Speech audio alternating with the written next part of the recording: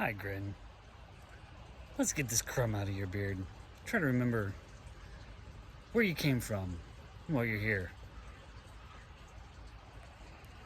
So, I had somebody, of course I knew this would happen. Somebody's posted, hey, I can help you with your YouTube things. And this isn't the first one, but they posted on my channel about it. I can help you grow your audience and stuff like that. It's just, I've had plenty of people do that. And look, this is my first YouTube channel. I've had plenty of YouTube channels. It's not a big thing. That's not what I'm here for. When I first came to Japan in 2006, it was quite the ordeal. It was really difficult.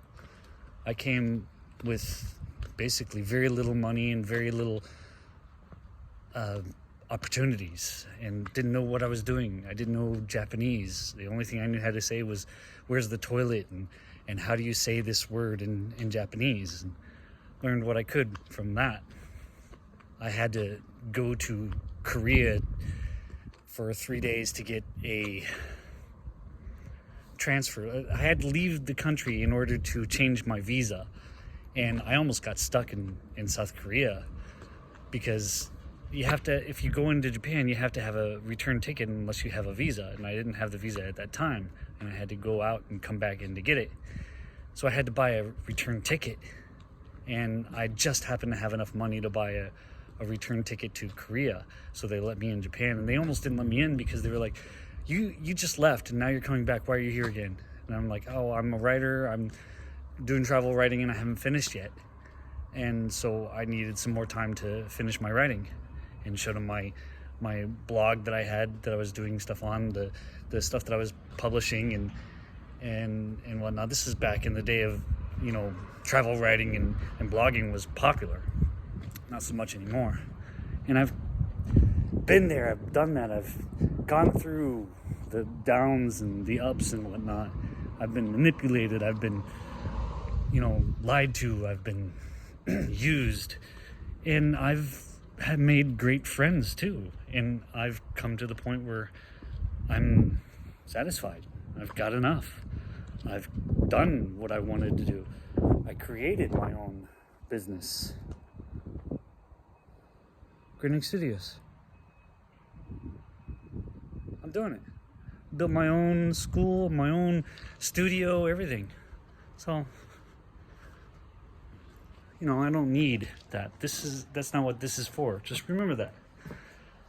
I'm doing these videos and whatnot for me, because I like making videos. I like talking about stuff, and I like being out there, just learning how to talk, just learning how to do stuff. I don't know, just be creative in some sort of way and try to grow consistency. And in the meantime, I've got a good job. I have my own business, my own school, my own classrooms.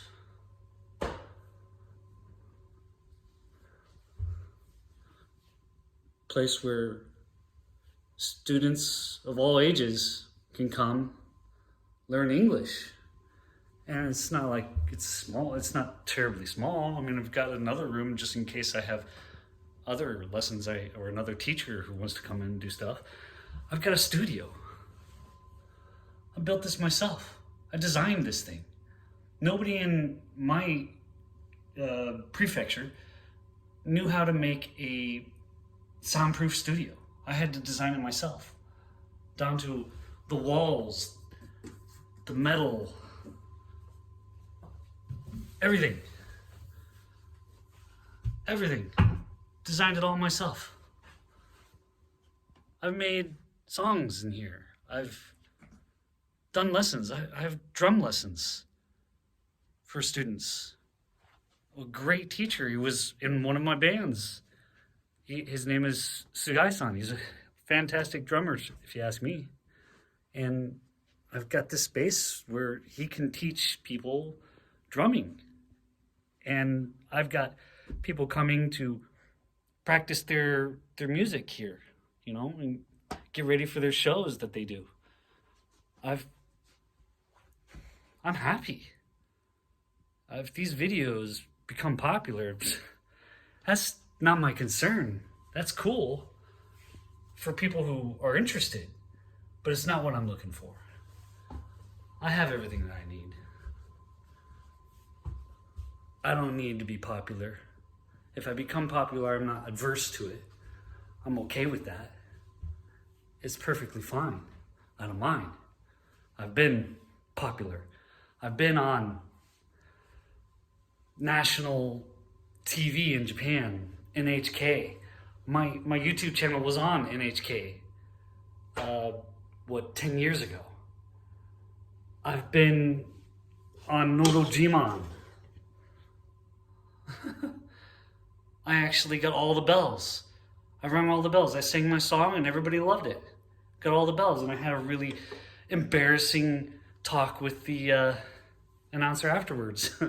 She asked me, did I hear the bells? I said, yes. And then she asked me, well, did you hear the bells? I'm like, you just asked me that question. What am I supposed to say? It was funny. It was great. I've been on TV. I've done all that stuff. So I'm not worried about how many people watch my videos or what's going on the interwebs. I'm happy. I have a wonderful wife. I have two beautiful kids. They're both bilingual. They speak English and Japanese, and they can read English and Japanese. I feel accomplished. All I ever wanted with my original channel, Grinning Studios, was to promote creativity. I had people from all over my area do things and post it on the YouTube channel, hoping to, inspire them to, do their own thing and become creative and be creative and do things, make stuff, have fun. That's what I like. I like people who are creative, and I like to promote that. That's the reason why I do anything. And this channel is really specifically about what's in my beard.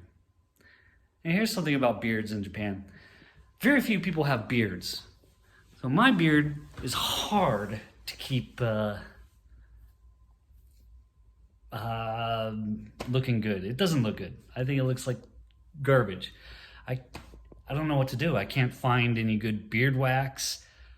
I can't find any good beard oil. Trimming supplies are very basic. Grooming supplies are very basic.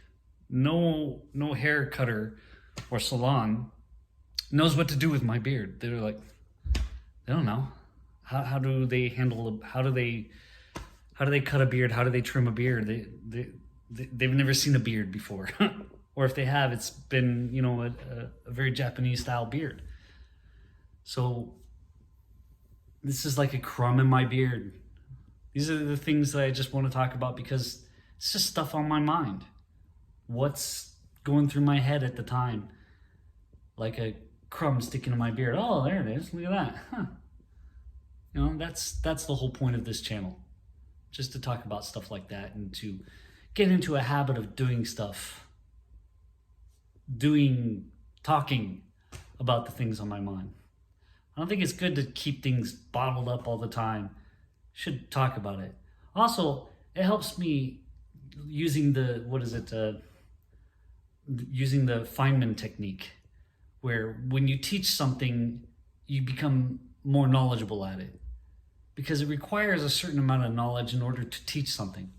And while you're teaching it, you realize how much you don't know, and then you start learning those things that you don't know and filling out your teaching, and then you can teach it better. And once you become a really good teacher, that means you know your material, you know what you're teaching. If you know it really well, it should be really easy to teach people. And that's kind of the point. This is my way of talking it out, getting it out there, just saying it, just taking it from the thoughts in my head to the words out of my mouth. And just that processing of thought to words allows me to understand my own thinking and make it more clear for myself. And that's really the point. That's the point of Grinsbeard. Well, thanks for watching.